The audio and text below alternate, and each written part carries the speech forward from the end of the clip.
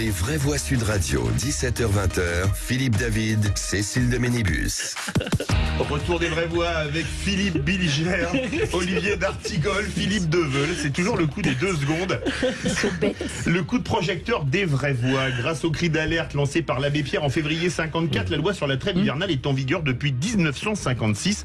Cette trêve a débuté hier et durera jusqu'au 31 mars 2023. Absolument. Et notre invitée pour en parler, Laetitia Caron, est avec nous. Bonsoir, merci d'être avec nous. Bonsoir. David. On vous connaît bien. Philippe, pardon. On vous connaît bien sur Sud Radio pour être régulièrement dans On parle IMO le samedi en compagnie de Marquez Ratti. Vous êtes directrice générale de Particulier à Particulier. Pour qu'on replace un petit peu cette trêve hivernale, en quoi elle consiste en fait? Quels sont les contours?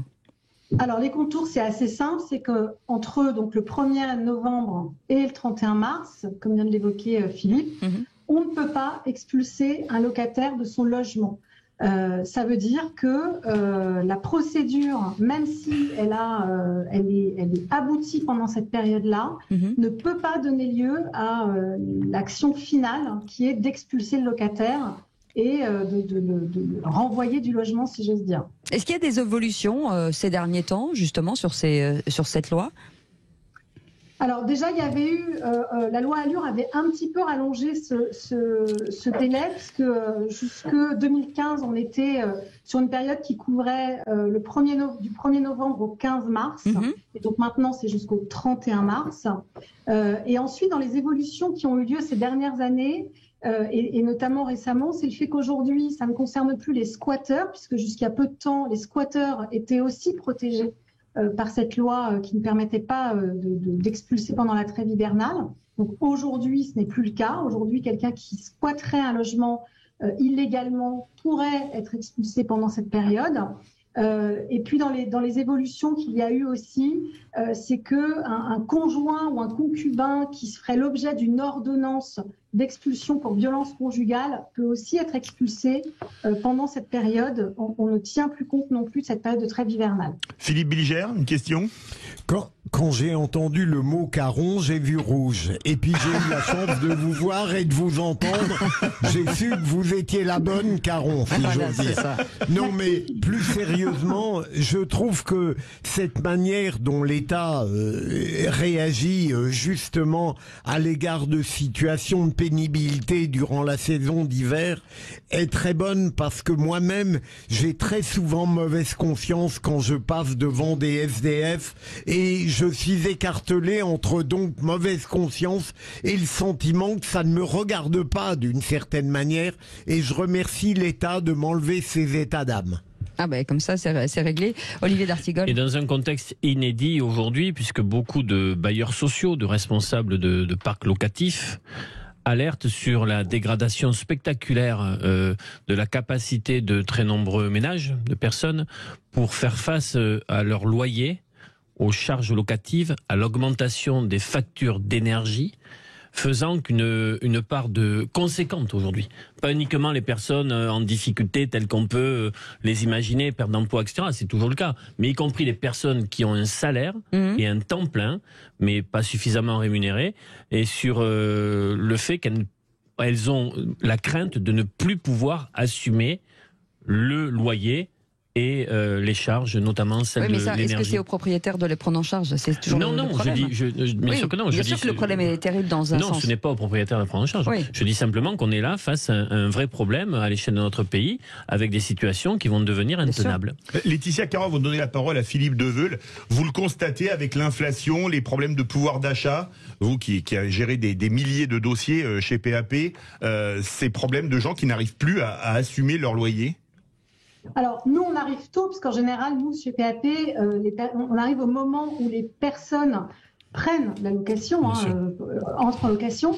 En revanche, c'est clair qu'on a, au travers notamment de nos juristes, qui tous les jours répondent aux propriétaires et aux problématiques que les propriétaires rencontrent, on sent en effet une tension sur le sujet, une difficulté qui est plus grande, et puis des inquiétudes aussi, et là on parle d'impayés de loyer, mais il y a beaucoup de locataires qui s'inquiètent de ne plus pouvoir payer et des conséquences que ça pourrait avoir et des solutions qu'on pourrait trouver. Parce que ce que je voudrais quand même préciser, c'est que quand on parle de trêve hivernale, ça concerne l'expulsion. Il faut évidemment, en amont, essayer de trouver des solutions parce que la procédure, elle court pendant l'hiver. C'est-à-dire qu'un locataire qui arrêterait de payer son loyer, pas croire que du coup il y a une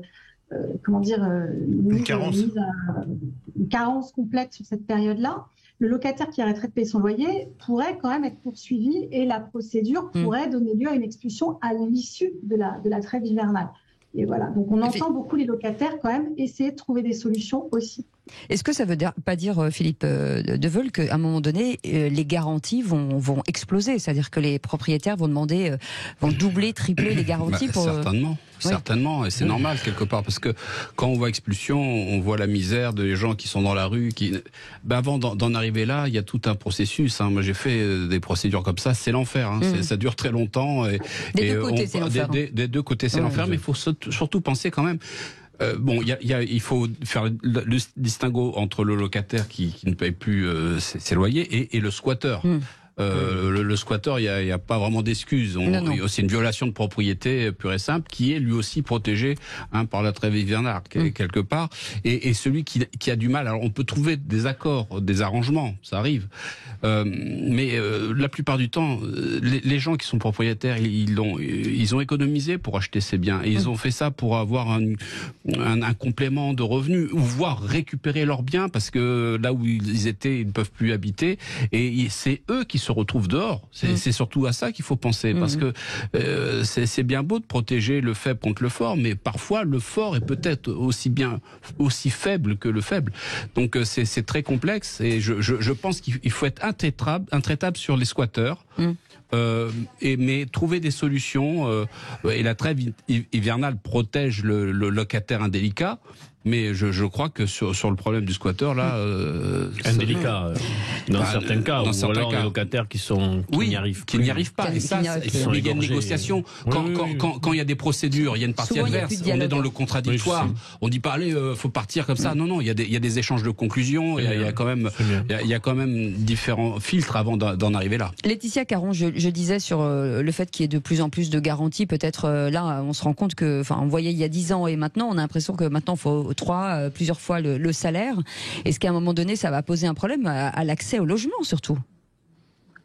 Ce qui est certain, c'est qu'il y a, notamment dans les grandes villes où il y a beaucoup de tensions locatives, c'est-à-dire un déséquilibre entre l'offre et la demande, bien sûr que certains propriétaires sont tentés de demander des garanties plus élevées pour eux-mêmes se protéger de ces situations-là. Mais maintenant, à un moment donné, il y a aussi une réalité économique, c'est-à-dire que ça ne peut pas, je dirais, monter indéfiniment les garanties qu'on demande, et on est quand même sur des marchés où les salaires n'ont pas évolué aussi vite que les loyers. Donc aujourd'hui, les garanties, elles sont quand même... Elles ne peuvent pas monter indéfiniment. Et j'ajoute un élément, les difficultés sur l'accès aux prêts immobiliers. Je rencontre sur Pau des jeunes couples avec des situations correctes, qui ont pu accéder à des prêts immobiliers et devenir propriétaires il y a 1 an ou 2, qui ne le pourraient plus aujourd'hui dans les conditions actuelles. Ah bah oui, non mais ça c'est sûr, ça c'est certain. Oui, c'est certain. On parle de la crise de l'immobilier, mais ça fait des années qu'on en parle, la crise du logement. Laetitia Caron, est-ce que il y a quand même une très grosse protection des locataires en France? Est-ce que c'est pas dissuasif pour investir dans la pierre? Alors, je dirais que l'investissement se porte quand même très bien, donc je pense que c'est pas complètement dissuasif. Il y a beaucoup de propriétaires qui continuent d'acheter des logements et de les mettre en location. Nous, ce qu'on observe beaucoup, bien sûr, il y a un cadre juridique qui est protecteur pour le locataire, mais il y a aussi beaucoup de communication dans la plupart des cas, y compris dans des cas comme ceux qu'on évoque là, c'est-à-dire de locataires qui ont des difficultés à payer. Il y a dans une majorité de cas, une capacité à discuter, à éventuellement mettre en place des échéanciers qui vont permettre à des locataires d'arriver à finalement gérer leurs dettes. Et beaucoup de propriétaires aujourd'hui restent quand même confiants dans l'achat et dans la propriété locative. Philippe Bilger, est-ce que, on dit toujours il faut peut-être changer les lois, les réadapter à la société, aux crises, ou même si c'est pas si facile, est-ce qu'il y a des choses qu'on pourrait faire du côté législatif ? Moi, je ne crois pas, Cécile, tout en n'étant pas un spécialiste de ce domaine. Oui. Je pense que la tendance française n'est pas bonne, qui consiste à fuir la réalité d'un problème et sa guérison en quelque sorte par des pratiques politiques et de la conscience professionnelle, en s'imaginant qu'édicter une loi va créer une action et va satisfaire le citoyen. Je pense que c'est le contraire. Plus on complexifie, plus on accumule, moins le citoyen s'y retrouve et plus les professionnels compétents perdent la tête. Et pourtant, Olivier d'Artigol, il va falloir trouver des solutions.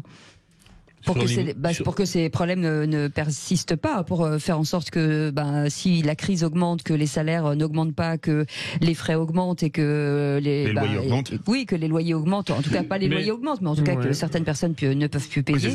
Mais ça ne va pas tenir. La société française est déjà une cocotte minute. On l'a vu avec le mouvement des Gilets jaunes et d'autres secousses. Comment on fait ? Mais il faut avoir un grand débat national sur la répartition de la richesse. Il faut avoir on a déjà eu un grand débat national. Mais enfin, la seule chose, je vous alerte là-dessus, quand des personnes qui sont au travail, qui font de leur mieux, qui font des sacrifices tout au long de l'année, se disent de toute manière, on n'y arrive plus, on n'a pas d'avenir. De quoi l'avenir est fait ? Et on la boule au ventre, la gorge serrée, c'est-à-dire l'absence d'espérance. Se lever le lendemain matin et se dire de toute manière, je ne peux plus espérer à rien. On ne peut pas vivre comme ça. Des sociétés développées sont des sociétés qui peuvent créer un imaginaire et une espérance, une projection. Quand vous enlevez pour un collectif humain la notion même d'espoir et d'espérance, on ne peut pas vivre. Donc je suis certain, je le vis moi dans mon territoire, il y a des tensions aujourd'hui peut-être à bas bruit, souterraines, mais quand ça va monter fort et pas bien.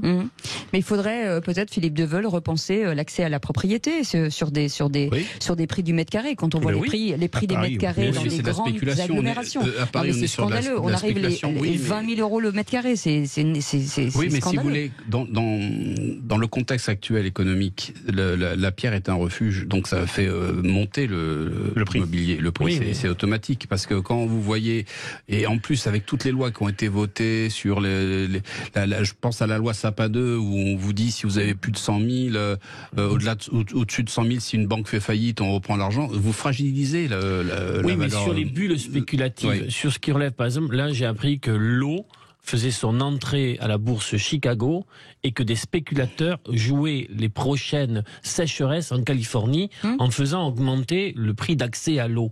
On voit bien que là, il y a des processus qui font... mais ça se passe pas en France. Non, mais ça se passe pas en France. Mais tout va en découler. Sur les processus spéculatifs, je peux vous dire, ça atteint tout le monde. Mais pourquoi s'éparpiller ? J'avais choisi un sujet d'actualité où vous avez tous répondu. Il reste 30 secondes alors. 30 secondes, je vais être très synthétique. On a appliqué des sanctions contre la Russie et ça nous est revenu en pleine figure, en boomerang. Je pense qu'on s'est précipité dans un conflit qui peut nous coûter très très cher au niveau social et économique. Point. Voilà. Le mot de la fin en 20 secondes, Laetitia Caron, est-ce que la justice, la loi est trop complexe pour le droit immobilier ? Comme disait Philippe Bilger. Au sens large, oui, la loi est très complexe et je rejoins ce qui a été dit tout à l'heure, c'est-à-dire qu'à un moment donné, la problématique, c'est que les propriétaires sont eux-mêmes perdus tellement c'est complexe. Donc, je rejoins complètement Philippe Bilger en considérant qu'il ne faut pas tout régler par la loi et la complexité de la loi. Au contraire, ni par le marché libre. Il faut simplifier, etc. Je voudrais quand même ajouter sur le plan des prix et sur le fait que le marché monte beaucoup, que de mon point de vue, de notre point de vue chez PAP, il y a quand même une vraie question d'aménagement du territoire, parce qu'en fait, ces prix, ils montent. Pourquoi ? Parce que l'ensemble des habitants sont concentrés dans de grandes agglomérations et qu'il y a des zones entières qui sont vidées de leurs habitants, sinistrées. Sans raconter ma vie, j'étais dans les Cévennes la semaine dernière. Je peux vous dire que dans les Cévennes, aujourd'hui, il n'y a pas de problème de prix, mais parce qu'il n'y a plus d'entreprises. Donc, il faut absolument redéfinir une politique d'aménagement et une une politique économique qui favorise l'implantation d'entreprises beaucoup plus réparties sur le territoire, et ça peut régler beaucoup plus le problème de logement que des lois. Merci beaucoup Laetitia Caron, directrice générale de PAP, particulier à particulier, qu'on retrouvera très bientôt dans Parlimo, c'est bien ça? Absolument. Samedi matin. Sacré week-end. Merci en tout cas d'avoir été avec nous, de nous avoir éclairé sur cette trêve hivernale. Dans un instant, regardez, ils sont remontés comme deux pendus, ils sont, on dirait des petits coqs. On va jouer. J'aimerais parler du règlement. Oui. Ça commence déjà à négocier. On en parlera dans un instant. Allez, à tout de suite.